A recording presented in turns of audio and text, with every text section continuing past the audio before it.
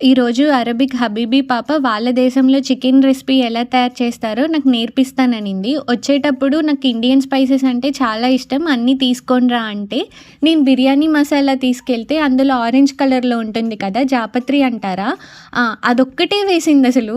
ఇప్పుడు తను తయారు చేసే వంట పేరు అసలు ఎక్స్‌పెక్ట్ చేయకండి. ఎందుకంటే తనకు కూడా తెలీదంట. వాళ్ళ అమ్మమ్మ దగ్గర నేర్చుకున్నా అని చెప్పింది. వంట చేయడం ఏమో కానీ నా జుట్టు మీద ఎక్స్‌పెరిమెంట్స్ చేయడమే సరిపోయింది. హెయిర్ స్టైలింగ్ చేస్తానని. ఇంకేముంది ఈ లోపల రైస్ మొత్తం ఓవర్ కుక్ అయిపోయి చూడండి ముద్ద ముద్ద అయింది.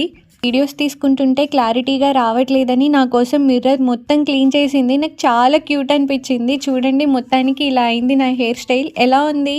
మన వాళ్ళు బుర్కాని వేసుకుంటారు కదా! వాళ్ళ దేశంలో దీన్ని జలేబా అంటారంట. భలే క్యూట్‌గా ఉంది కదా! నాకు చాలా థ్రిల్లింగ్‌గా అనిపించింది. ఎందుకంటే నేను ఫస్ట్ టైం వేసుకున్నాను.